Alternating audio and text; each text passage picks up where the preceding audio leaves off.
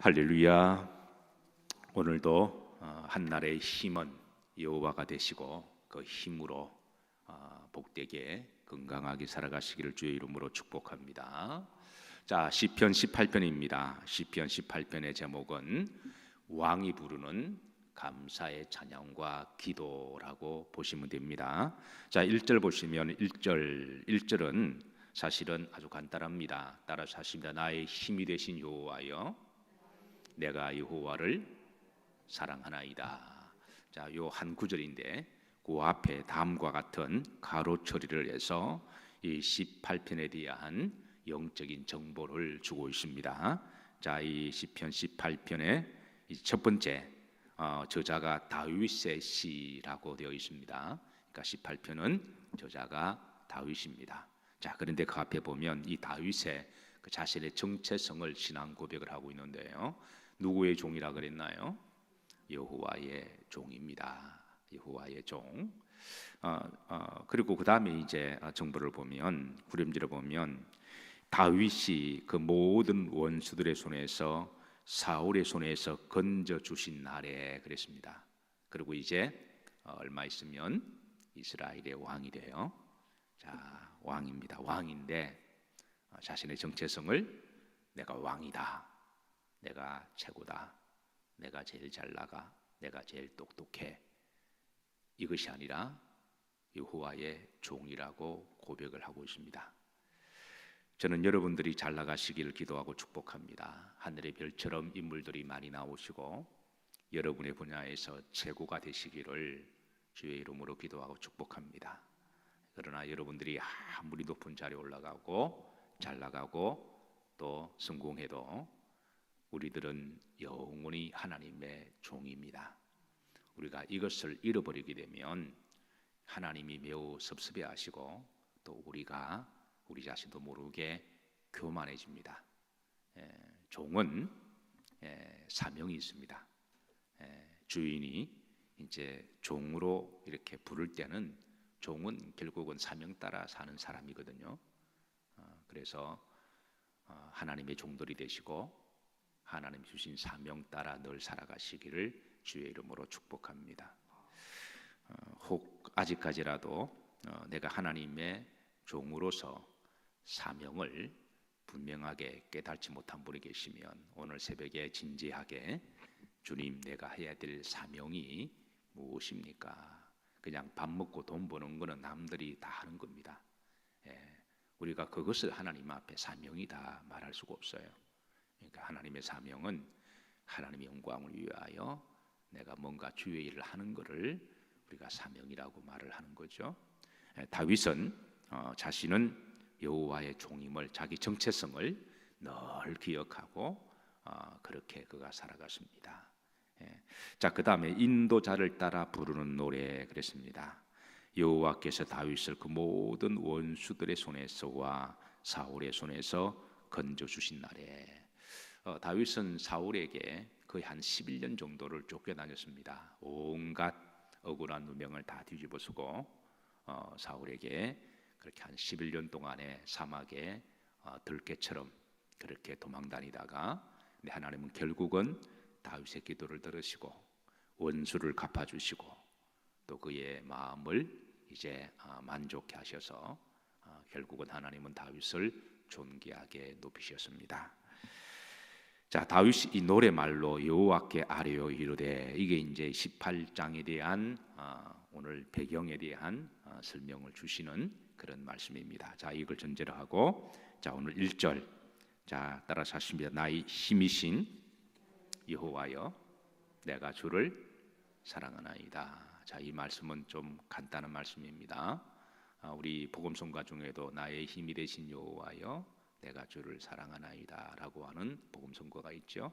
그 말씀은 좀 여러분이 신비에 새기시고 한평생 여러분의 힘이 되시고 위로가 되기를 소망합니다. 다윗은 여호와를 힘의 근원으로 삼았다는 거죠.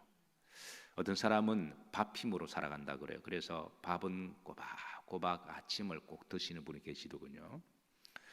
어떤 사람은 돈의 힘으로 살아간다고 하는 사람들이 있습니다.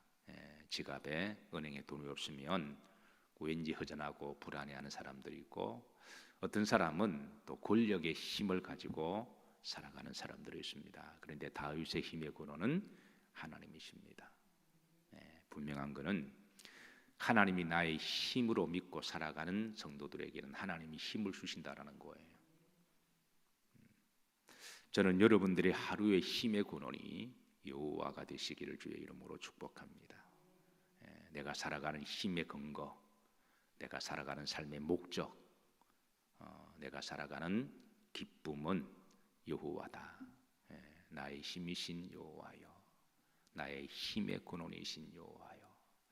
오늘 새벽에 기도하실 때 마땅히 기도할 내용이 생각지 않으면 나의 힘이 되신 여호와여, 이렇게 계속 기도하셔도 여러분 위로가 되실 겁니다. 내가 주를 사랑하나이다. 나의 힘이 되신 여호와여, 내가 주님을 사랑합니다. 분명한 것은 다윗이 11년 동안에 어떻게 그 힘든 세월을 견뎠을까요? 사울이 온갖 누명을 이렇게 뒤집어 씌우고 악기처럼 쫓아다닐 때에 다윗도 감정을 가진 사람이기 때문에 믿음이 좋아도 감정은 다 있는 거죠. 얼마든지 같이 비슷한 방식으로 같이 얼굴을 붉힐 수도 있고, 같이 욕도 할 수 있고, 같이 싸울 수도 있고, 사람의 사실 인격과 성품은 다 비슷하지 않습니까? 사는 게 다 비슷하니까. 저 사람은 태어날 때부터 특별하게 성인군자로 태어나는 사람은 거의 없습니다. 다 비슷해요. 근데 다윗은 어떻게 그 11년 동안에 참았을까? 그것은 바로 여호와께서 그때마다 힘을 주셨기 때문에 그렇습니다. 같이 욱하고 같이 욕하고 같이 싸우고 싶은데 그때마다 다윗은 나의 힘이신 여호와를 바라보았고, 그리고 하나님은 다윗에게 그때마다 힘을 주셔서 그래서 그때마다 믿음으로 잘 극복해 나갔습니다. 오늘 하루도 우리가 살아가다 보면 크고 작은 어떤 일들이 있겠지만 그럴 때마다 여호와를 앙망하시고 힘을 얻으시고 그리고 그 힘으로 잘 이겨나가시기를 주의 이름으로 축복합니다. 내가 주를 사랑합니다. 이 고백, 분명한 것은 하나님이 나의 힘이시고 내가 하나님을 사랑하면 하나님도 나에게 힘을 주시고 여호와도 나를 사랑하시는 하나님이십니다. 자, 2절입니다. 2절, 이제 이 다윗의 고백 뒤에 여호와에 대한 속성을 8가지로 이렇게 다윗은 고백하는데요. 이게 2절에 보면 한 가지 흥미롭고 재미있는 것은 이게 하나님에 대한 속성 앞에 소유격 나의 반석이시요, 나의 요새시요, 나의 건지시는 이시요, 나의 하나님이시요, 나의 피할 바위시요, 나의 방패시요, 나의 구원의 뿌리시요, 나의 산성이시요, 8가지를 고백을 해요.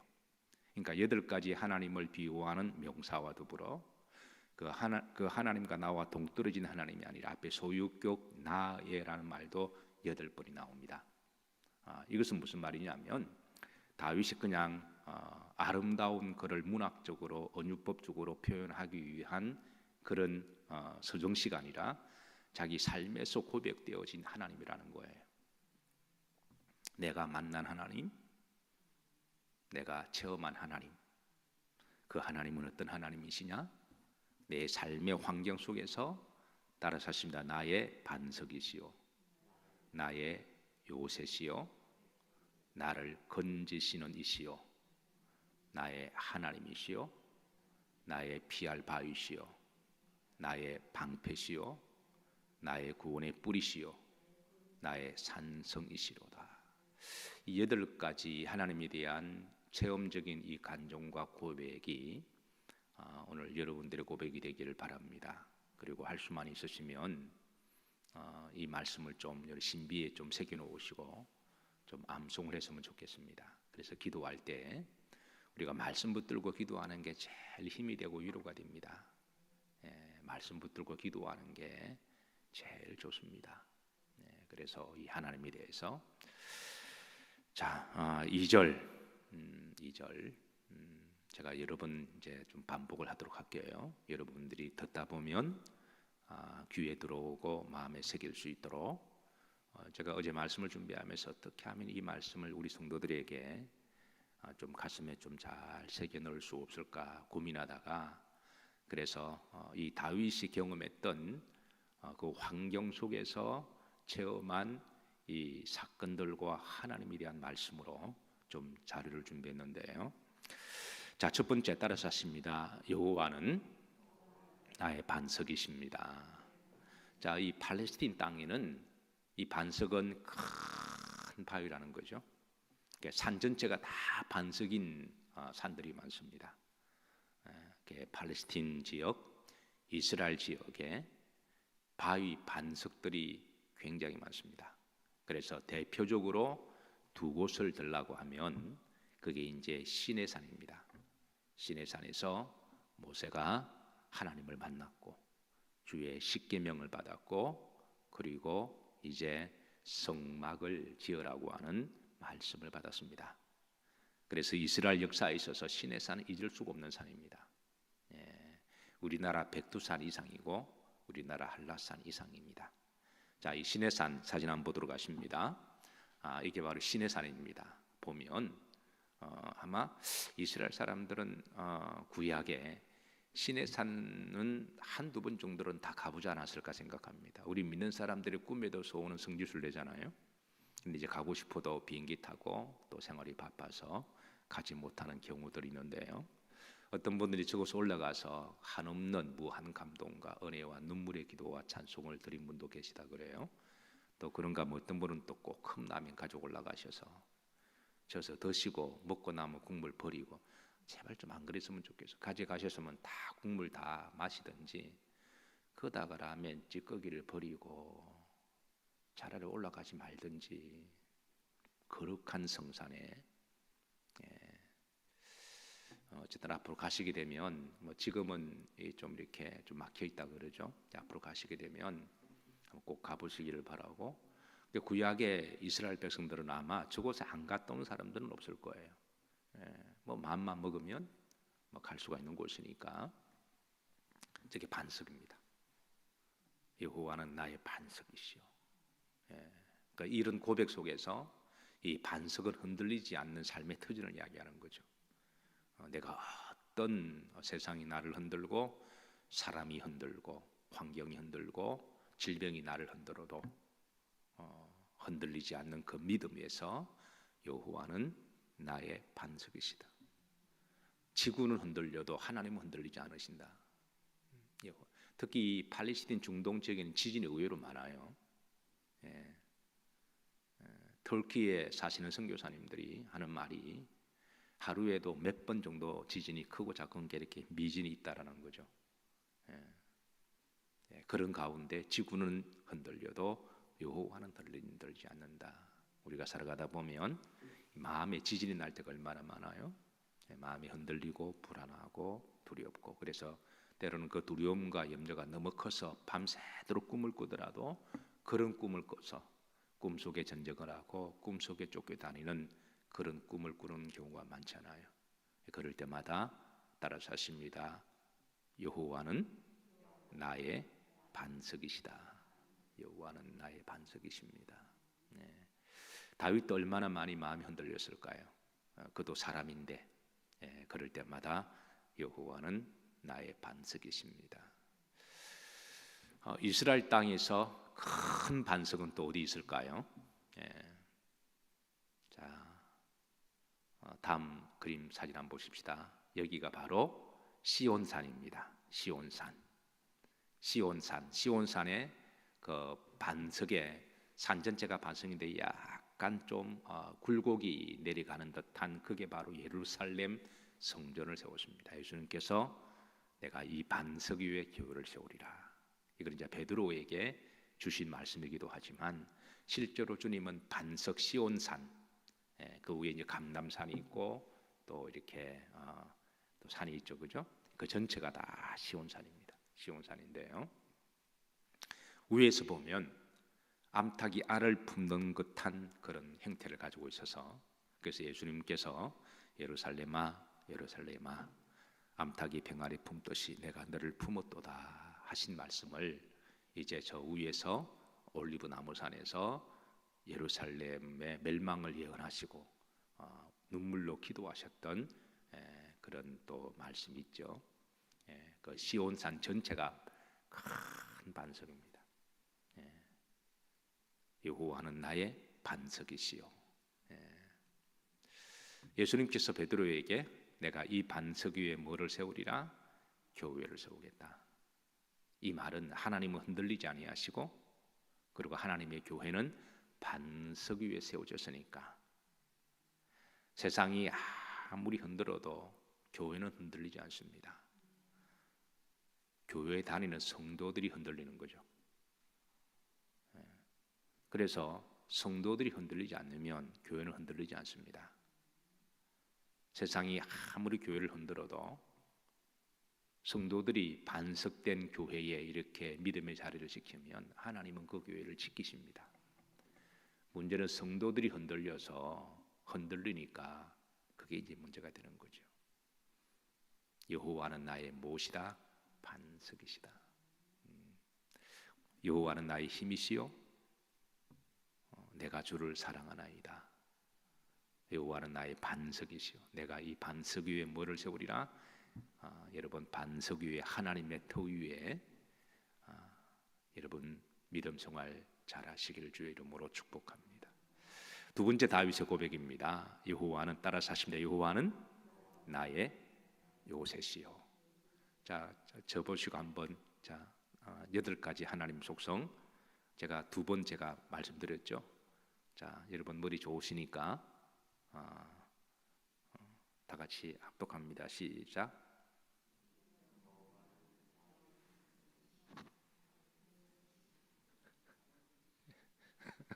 네, 따라서 하십니다. 여호와는 나의 반석이시요 나의 요새시요 나를 건지시는 이시요 나의 하나님이시요 나의 피할 바위시요 나의 방패시요 나의 구원의 뿌리시요 나의 산성이시로다. 8가지 제가 여러분 기억하기 좋도록 가급적이면 그림 언어를 통해서 여러분들에게 설명을 좀 하도록 할게요. 자, 반석이라. 두 번째는 나의 뭐다? 요새시다. 이 요새는 두 가지가 있습니다. 천연의 요새가 있고요. 사람이 이제 만든 요새가 있습니다. 공격을 대비해서 만든 요새가 있고, 근데 천연적으로 만들어진 요새가 있습니다. 지금 다윗이 말하는 이 요새는 천연적으로 만들어진 요새를 이야기하고 있습니다. 그리고 그 요새에 들어가면 그 누구도 이제 공격을 할 수 없고 침범할 수 없는 그런 천혜적인 자연 요새가 있는데 다윗은 바로 그런 요새를 고백하고 있습니다. 자, 다음 그림 사진 한번 보도록 하십니다. 다음 사진 보시면 이스라엘 땅에 요새들이 많습니다. 전형적으로 만들어진 요새가 많이 있는데요. 그 중에 대표적인 요새를 한 곳을 든다면 마사다라고 하는 요새가 있습니다. 이 마사다. 이 마사다라고 하는 요새, 여기 일단 보시면 이게 뭐 동서남북이 다 절벽이어서 여기 올라가기만 하면 그 누구도 여기를 침범할 수가 없어요. 그리고 이제 그 오른쪽 뒤쪽에 보면 이 좀 꼬불꼬불한 길이 있어요. 유일하게 올라가는 길이 하나 있습니다. 근데 그 길을 뱀의 길이라고 불렀어요. 생긴 게 꼬불꼬불하다 그래서 이 길로만 올라갈 수가 있는데요.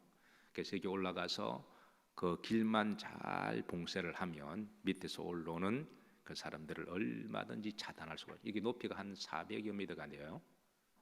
400여 미터 높이가 되니까 굉장히 높죠. 여기에 요새를 지은 사람이 헤롯 대왕이었습니다. AD 37년에 BC 37년에 헤롯 대왕이 여기 요새를 짓고, 그러니까 자기가 악한 일을 많이 하니까 언젠가는 반란이 일어나서 자기를 누가 공격하면 자기가 여기에 가서 숨어 있을 거라고 해서 처녀 요새를 지은 거죠. 그리고 여기에 이제 작은 왕궁도 만들어 놓고 곡식 저장고도 만들어 놓고 쌀을 곡식을 비축하고 그리고 물 저장고도 만들어 두어서 그래서 여기에서 몇 년은 버틸 수 있도록 그렇게 헤롯대 왕이 요새를 만든 거예요.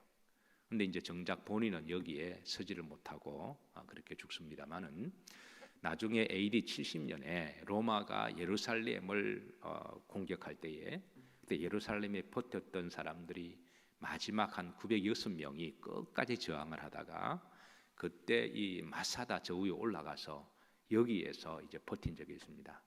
그래서 906명, 960명이 여기에 마지막 요새를 삼고 로마 군인들과 그렇게 이제 저항을 했던 곳이 이 마사다라고 하는 이 요새인데요. 이 마사다 요새가 굉장히 역사적으로 중요하기 때문에 이스라엘 장교들의 입관식 할 때 바로 여기에서 이제 입관식을 하죠. 우리 역사가 우리나라 히브리 역사가 이스라엘 역사가 이렇게 힘이 약하고 그랬을 때에 이렇게 우리가 치유 역사가 있다. 여기에서 결기를 다지고 그래서 이제 나라를 봉직하고 헌신하게 하는 장교 입관식을 바로 여기에서 그렇게 합니다. 이게 이제 이런 데가 바로 천의 요새인데요. 자, 다음 사진 한번 보도록 하십니다. 이게 그리스 가면 이게 마테오라 수도원이 있습니다. 마테오라 그리스 중부 쪽에 있는 수도원인데요. 이런 수도원이 이게 그 마테오라 가면 많습니다. 이 높이가 한 600여 미터가 돼요. 이게 정말 사방이 다 절벽입니다. 중세 시대 때 이슬람이 그리스를 점령하면서 이슬람을 믿든지 죽든지 지구를 떠나든지 그렇게 해서 핍박하고 기독교인들을 이제 공략할 때에 그때 끝까지 신앙을 지키고 목숨을 건 신앙인들이 산으로 도망가고 토굴 속에 살았는데 근데 이슬람 사람들이 끝까지 병사들이 추격해 오자 이들이 신앙의 자유를 지키기 위해서 이슬람으로 개종하면 다 끝나는 문제인데 그러면 저들이 일상으로 편하게 살아갈 수가 있는데 그런데 목숨을 걸고 신앙을 지키기 위해서 이 절벽 이 어떻게 올라갔을까요? 이 절벽에 올라가서 저들이 거기에서 믿음 생활을 하고 나중에 이제 다시 이슬람이 망하고 다시 복음이 들어왔을 때에 그때 이곳이 이제 나중 기도원으로 사용되고 지금도 이제 기도원이 되어서 그리스의 중부에 가는 사람들은 많은 순례객들이 여기에 방문을 하게 되는데요. 그래서 저도 이곳에 가본 적이 있습니다. 그래서 꿈에도 가고 싶은 우리 기독교 역사 중에 수도원들이 많이 있잖아요. 그래서 그 유럽은 뭐 수도원들이 굉장히 많으니까 수도원만 순례하는 또 순례객들이 있잖아요. 그래서 세계 3대 수도원 중에 한 곳이 바로 마테오라 수도원이어서 그래서 여기에 한번 제가 가본 적이 있는데 그 어떻게 올라갔냐라고 물어보니까 초창기는 그 밧줄 타고 올라갔다 그래요. 밧줄을 타고 500m 되는 우리 신앙의 선배들이 이렇게 신앙을 시켰습니다. 우리가 기독교 역사를 우리가 쭉 보면요, 매 시대마다 힘들고 어려운 점이 있는데 요즘 코로나 때문에 좀 많이 흔들리시죠? 근데 우리가 역사를 보면, 우리 역사를 알면 이거는 정말 세 발의 피입니다. 주님께서 마태복음 5장에 너희들이 나를 위하여 핍박을 받는 자는 복이 있나니 천국이 저희 것입니다. 그러면서 너희 선조들도 핍박을 받았느니라 이렇게 하시면서 그래 너희들 힘들지 그래 내가 안다. 그런데 조금만 생각해 보렴. 너희 전에 있었던 선지자들도 너희들과 비교할 수 없는 핍박을 받았다. 그러니까 이거 조금 간접적으로 말씀하시는 건데 그 정도 가지고 너무 그러지 마. 그런 거와 같은 거죠. 힘들지 그래 힘든 거는 내가 이해하는데 그 정도 가지고 너무 그러지 마. 이제 그런 말씀과도 동일한 거죠. 이 여자들만을 위한 수도원도 있습니다. 저게 그러니까 남자들만을 위한 수도 원도일 거예요. 지금은 많이 없어져서 한 16개만 남아 있거든요. 근데 옛날에는 많았대요. 근데 지금도 여자들만을 위한 수도원이 있는데 여러분 저 400, 500m, 600m 어떻게 올라갔을까요? 여자들이. 그러니까 밧줄을 타고 목숨 걸고 올라간 거예요.